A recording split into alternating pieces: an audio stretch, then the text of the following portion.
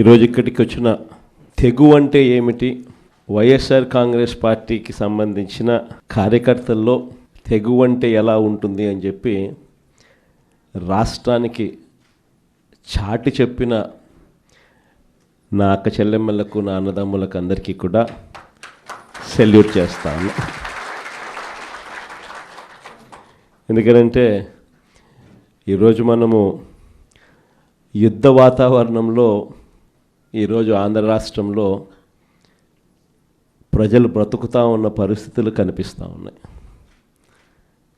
ఇలాంటి దుర్మార్గమైన పాలన, రెడ్ బుక్ పాలన బహుశా ఎప్పుడు కూడా ఆంధ్ర రాష్ట్రంలో గతంలో ఎప్పుడు చూసి ఉండదు. అలాంటి పరిస్థితుల మధ్య ప్రజాస్వామ్యాన్ని ఖూనీ చేయడం అంత సులువు కాదు.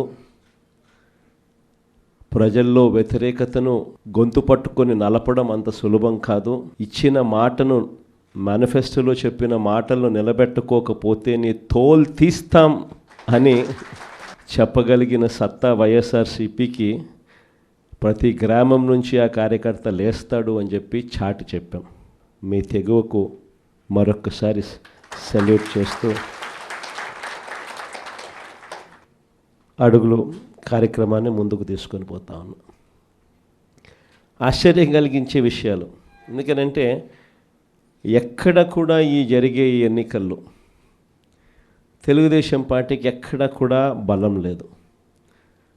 ప్రజలు ఓట్లు వేసిన పరిస్థితుల మధ్య వైఎస్ఆర్ కాంగ్రెస్ పార్టీ జెండా మీద, వైఎస్ఆర్ కాంగ్రెస్ పార్టీ గుర్తు మీద గెలిచిన సభ్యులు ప్రతి చోట చూస్తే అసలు తెలుగుదేశం పార్టీ ఎందుకు పోటీ పెడతా ఉంది అని చెప్పి ఎవరికైనా కూడా ఇట్టే అర్థమవుతుంది.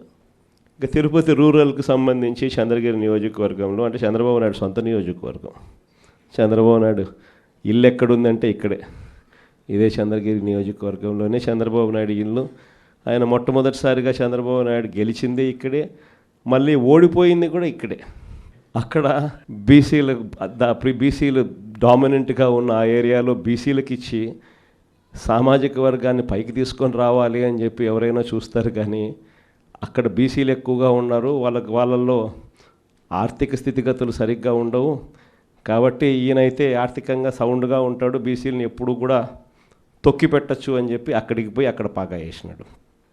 నిజంగా ఏ తెలుగుదేశం కార్యకర్త కూడా ఇళ్ళకి వెళ్ళి వాళ్ళ గ్రామాలలో వాళ్ళు తిరుగుతూ వాళ్ళ గ్రామాలలో ఉన్న ప్రజల ఇళ్ళకు వెళ్ళి బాగున్నారా మీరు అని పలకరించే ధైర్యం చంద్రబాబు నాయుడు గారికి సంబంధించిన ఏ కార్యకర్తకు లేదు. కారణం, చంద్రబాబు నాయుడు గారికి సంబంధించిన ఏ కార్యకర్త అయినా కూడా ప్రజల్లోకి వెళ్ళి వాళ్ళ ఇళ్ళ దగ్గరికి వెళ్తే ప్రతి ఒక్కరికి కూడా వెన్నులో భయమే. చివరికైతే నా అక్క చెల్లెమ్మలందరూ పొద్దుటూరు నుంచి ఎదురు చూస్తూ ఉన్నారు, కడప నుంచి ఎదురు చూస్తూ ఉన్నారు. ఏదో ఉచితంగా బస్సు వస్తుంది, ఏదో విశాఖపట్నం పోయి రావచ్చు కదా, పొద్దున పోయి సాయంత్రానికి వెనక్కి రావచ్చు కదా అని చెప్పి అటువంటి చిన్న చిన్నవి కూడా పట్టించుకోవడంలా, దానికి కూడా దిక్కులేని పరిస్థితిలో ఈరోజు రాష్ట్రంలో పరిపాలన సాగుతూ ఉంది. మరోవైపున చూస్తే వ్యవస్థలన్నీ పూర్తిగా విధ్వంసం. మొన్నటిదాకా వైఎస్ఆర్ కాంగ్రెస్ పార్టీ ఉన్నంత వరకు గవర్నమెంట్ బడులలో పిల్లలకు గవర్నమెంట్ బడులకు పోయేదానికి గర్వంగా ఉండేది. గవర్నమెంట్ బడులలో మన పిల్లలను చదివించేటప్పుడు మనం గర్వంగా చెప్పుకునే పరిస్థితి నుంచి ఈరోజు గవర్నమెంట్ బడులలో అప్పట్లో నో వేకెన్సీ బోర్డ్స్ నుంచి ఈరోజు గవర్నమెంట్ బడికి పంపించాలంటే తల్లిదండ్రులు హెసిటేట్ చేసే పరిస్థితులకి మళ్ళీ స్కూళ్ళు నాశనమైన పరిస్థితులు కూడా ఇప్పుడే చూస్తూ ఉన్నాం. వైద్య రంగం ఇంకా దారుణంగా తయారైపోయింది. ఈరోజు ఎవరికైనా ఆరోగ్యం బాగోలేకపోతే లక్షలు ఖర్చు చేస్తే తప్పనిచ్చి, వాళ్ళు ఖర్చు పెట్టుకుంటే తప్పనిచ్చి, వాళ్ళ అప్పులు పాలు అయితే తప్పనిచ్చి ఈరోజు ఆ పేదవాడు బతికి బయట పడే పరిస్థితే లేదు. ఏ పంటకు కూడా ఈరోజు గిట్టుబాటు ధర రాని పరిస్థితి. ఉచిత పంటల బీమా గాలికి ఎగిరిపోయింది. ఈ క్రాప్ బుకింగ్ ఎక్కడుందో ఎవడికి తెలియని పరిస్థితి. రైతుల పరిస్థితి ఈరోజు రోడ్డున పడి రైతులు అల్లాడుతూ ఉన్నారు. పెట్టుబడి సహాయం కింద కనీసం జగన్ ఉంటే 13,500 ఇచ్చేవాడు. జగన్ పోయాడు, 26,000 ఈయన ఇస్తానన్నాడు. ఆ 26,000 కూడా గాలికి ఎగిరిపోయింది అని చెప్పి ప్రతి రైతు కూడా చంద్రబాబు నాయుడుని తిట్టుకుండా తిడతా ఉన్న పరిస్థితి కనిపిస్తూ ఉంది. వ్యవస్థలు పూర్తిగా అధ్వానమైన పరిస్థితులకి నీరుగారాయి. ఎక్కడా కూడా పెన్షన్ల విషయానికి చూస్తే ఈయన ముఖ్యమంత్రి కాక మునుపు 66,60,000 పెన్షన్లు. ఈ రోజుటికి 12 నెలల్లో జరిగిన పెరుగుదల ఏమిటి అని అంటే 4 లక్షల పెన్షన్లు తీసేయడం. పెరగాల్సింది పోయి ఒక కొత్త పెన్షన్ ఇవ్వకుండా 4 లక్షల పెన్షన్ ఊడగొట్టడం. ఇది చంద్రబాబు నాయుడు చేసిన ఘనత. మరోవైపు కరప్షన్ చూస్తామా అంటే విడి కరప్షన్. ఏ గ్రామంలో చూసినా కూడా పక్కనే బెల్ట్ షాప్ కనిపిస్తుంది. గుడి పక్కన, బడి పక్కన, ఇంటి పక్కన బెల్ట్ షాపే కనిపిస్తుంది. ఏ బెల్ట్ షాప్లో చూసినా కూడా షాపుల కన్నా 20 రూపాయలు, 15 రూపాయలు బాటిల్కి ఎక్కువ రేటుకి అమ్ముతూ ఉన్న పరిస్థితి మన కళ్ళ ముందునే కనిపిస్తుంది. ఇసుక కళ్ళ ఎదుటే కనిపిస్తూ ఉంది. మన హయాంలో కన్నా 2 రేట్లకి పెట్టి అమ్ముతూ ఉన్నారు. మన హయాంలో ఉన్న గవర్నమెంట్ కన్నా ఆదాయం వస్తాను నేను. ఇప్పుడు గవర్నమెంట్కి రూపాయి ఆదాయం లేదు. రేటు చూస్తే మనకన్నా 1.5 రెట్లు, 2 రెట్లు ఈ రేట్లు ఎక్కువతో అమ్ముతూ ఉన్నారు. మట్టి మైనింగు, నియోజకవర్గంలో ఏదైనా పరిశ్రమలు ఏదైనా నడవాలి అని అంటే పరిశ్రమలు అన్నీ ఎమ్మెల్యే దగ్గరికి రావాలా, ఎమ్మెల్యేకి అంతో ఇంతో ముట్ట చెప్పాలా, ఎమ్మెల్యే ముఖ్యమంత్రికి అంతో ఇంతో ముట్ట చెప్పాలా. నాకింత నీకింత అని రాష్ట్రాన్ని దోచుకొని తింటా ఉన్నారు మొత్తం రాష్ట్రం అంతా కూడా. ఇవన్నీ కూడా కళ్ళ ఎదుట కనిపిస్తూ ఉన్న పరిస్థితులు. దీని నుంచి డైవర్ట్ చేసేదానికి ఏం చేస్తూ ఉన్నాడు? రోజుకొక డైవర్షన్ టాపిక్. ఏదైనా ఊరు పేరు లేని కంపెనీకి విశాఖపట్నంలో 3,000 కోట్ల రూపాయలు విలువ చేసే భూములు ఇస్తాడు. ఏదో ఉర్సా అంట కంపెనీ పేరు. ఇంద్రనైనా ఈ ఉర్సా అని చెప్పి చూస్తే ఊరు లేదు, పేరు లేదు. వారు కట్టే కరెంటు బిల్లు ఏంది అని అంటే కనుక వాళ్ళు కట్టే కరెంటు బిల్లు ఒక ఇంట్లో ఒక అపార్ట్మెంట్లో రెసిడెన్షియల్ అపార్ట్మెంట్ కట్టే కరెంటు బిల్లు ఆ కంపెనీ కడతా ఉంది. పోనీ అమెరికాలో వాళ్ళ ఆఫీస్ ఏందని చెప్పి అక్కడికి పోయినారు మనోళ్ళు ఎంక్వైరీ చేయడానికి. ఆడ చూస్తే ఆడ ఒక చిన్న ఇండ్లు. ఊరు పేరు లేని ఈ కంపెనీకి 3,000 కోట్లు విలువ చేసే భూమి 99 పైసలకంట.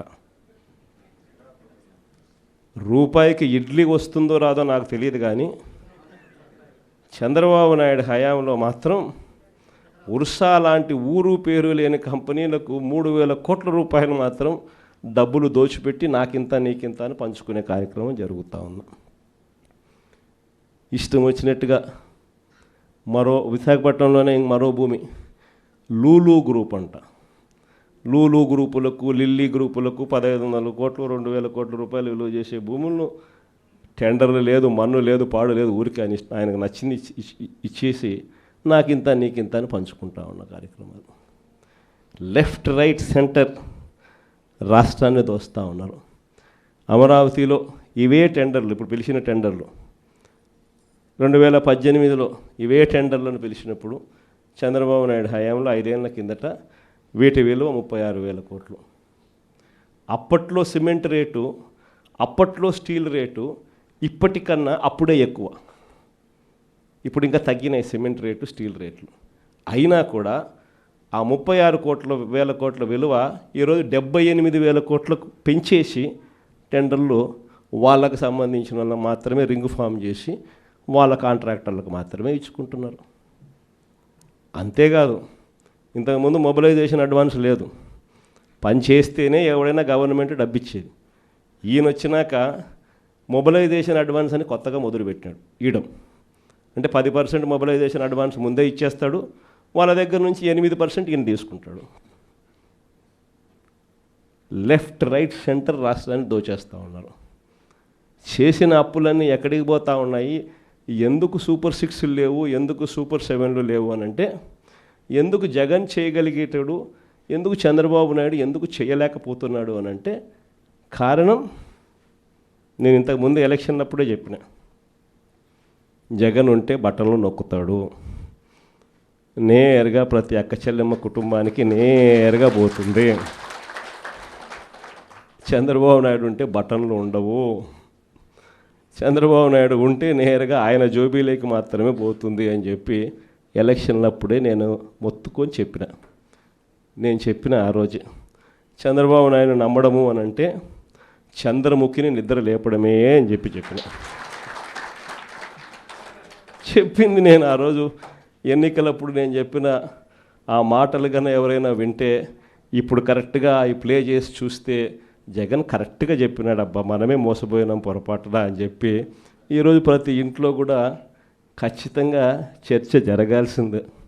ప్రతిరోజు డైవర్షనే, ఇవన్నీ జరుగుతూ ఉన్నాయి, సమాధానాలు చెప్పుకోలేక ప్రతిరోజు ఒక డైవర్షన్. ఓ రోజు లడ్డు అంటాడు, ఇంకో రోజు బోట్ అంటాడు, మరో రోజు ఏమన్నా ఐపీఎస్ ఆఫీసర్ అధికారిని అరెస్ట్ అంటాడు. కరెంటు బిల్లులు షాక్ కొట్టే విధంగా అప్పుడే పెరిగిపోతున్నాయి అని చెప్పి మళ్ళీ ఆ టాపిక్ నుంచి డైవర్ట్ చేసేందుకు ఇంకొకటి ఆయన చేసిన లిక్కర్ స్కాములు మనం ఇంకొకటి మీద లిక్కర్ స్కాములు రుద్ది ఇంకొక లిక్కర్ స్కామ్ అరెస్ట్ అని చెప్తాడు. ఇట్లా ప్రతిరోజు చూస్తే ఏదో ఒక సెన్సేషన్ క్రియేట్ చేయడం, ఆ సెన్సేషన్ నుంచి టాపిక్లు డైవర్ట్ చేయడం. ఇంతకుముందు రోమన్ రాజులు చేసేవాళ్ళు, ప్రజల్లో వ్యతిరేకత, రోమన్ రాజుల మీద వ్యతిరేకత ఎక్కువగా వస్తూ ఉండేది అని చెప్పి అప్పట్లో వాళ్ళంతా గ్లాడియేటర్స్ అని ఒక గేమ్స్ నిర్వహించేవాళ్ళు. దాంట్లో మనుషులను పెట్టేవాళ్ళు, మనుషుల చేతిలో కత్తులు పెట్టేవాళ్ళు, పొడుచుకొని సావంటరా నాయన అని చెప్పి వాళ్ళు జంతువులకు అందరినీ దాంట్లో పెట్టేవాళ్ళు. ఆ జంతువులతో వీళ్ళు యుద్ధం చేయడము, వీళ్ళు సావడము, అవి సావడము, లేకపోతే వీళ్ళు పొడుచుకోవడము, అది వీళ్ళు సావడము వాళ్ళు సావడము చేసేది. ప్రజలందరూ దాన్ని చూసేది. టాపిక్ డైవర్టు. లేదా రాజట్ట పరిపాలన చేస్తూ ఉన్నాడు, దాంట్లో రేట్లు ఎట్లున్నాయి, ప్రతిరోజు ఒక డైవర్షన్ టాపిక్, ప్రతిరోజు ఒక డ్రామా. ఇలాంటి పరిస్థితుల మధ్య రాష్ట్రం జరుగుతూ ఉంది. ఇలాంటి పరిస్థితుల్లో రాబోయే రోజుల్లో అందరికీ కూడా నేను ఒకటి చెప్తా ఉన్నా, ఇంత మంచి చేసిన మనకే ప్రతిపక్షంలో కూర్చున్నాము అని అంటే ఇక ఏ మంచి చేయని మోసం చేసిన ఈ చంద్రబాబు నాయుడు పరిస్థితి ఎలా ఉంటుంది అని చెప్పి నేను వేరే చెప్పాల్సిన పనిలా. ఆ 3 ఏళ్ళు అయిపోయిన తర్వాత వచ్చేది ఖచ్చితంగా వైఎస్ఆర్ కాంగ్రెస్ పార్టీని అఖండమైన మెజార్టీతో మళ్ళీ అధికారంలోకి వస్తాం. ఈసారి వచ్చిన తర్వాత మాత్రం ప్రతి కార్యకర్తకు కూడా మీ జగనన్న జగన్ 2లో తోడుగా ఉంటాడు అని మాత్రం ఖచ్చితంగా చెప్తా ఉన్నా. ఇన్ఫ్యాక్ట్ లాస్ట్ ఎలక్షన్స్లో కార్యకర్తలకు బహుశా అనుకున్నంత స్థాయిలో నేను తోడుగా ఉండకపోయి ఉండొచ్చు. ఎందుకంటే నేను అధికారంలోకి వస్తానే కోవిడ్ వచ్చింది. అధికారంలోకి జూన్లో అధికారంలోకి ప్రమాణ స్వీకారం చేశాం, మార్చ్ కల్లా కోవిడ్ వచ్చేసింది. దాని తర్వాత 2 సంవత్సరాలు కోవిడ్లో ఇంకా వేరే దాని మీద ధ్యాసే పెట్టలేకపోయినాం. ప్రజల బాగోగుల మీదనే, ప్రజల ఆరోగ్యం మీదనే, ప్రజలకు సంబంధించిన విషయాల మీదనే పూర్తిగా ధ్యాస పెట్టాల్సిన పరిస్థితుల మధ్య పాలన సాగింది. కానీ ఈసారి మాత్రం ప్రతి కార్యకర్తకు భరోసా ఇస్తూ ఉన్నా. ఈరోజు నా కళ్ళతో నేను చూస్తూ ఉన్నా, కార్యకర్త అనేవాడు ఎంత ఇబ్బంది పడతా ఉన్నాడు అనేది నా కళ్ళతో నేను ఈరోజు చూస్తూ ఉన్నా. పాలన అనేది ఎలా ఉండాలి, ఎలా దిగజారిపోయింది అన్నది కూడా నా కళ్ళతో నేను చూస్తూ ఉన్నా. ఇవన్నీ నేను చూసిన నేపథ్యంలో నేను ప్రతి కార్యకర్తకు చెప్తా ఉన్నా, నెక్స్ట్ రెజీమ్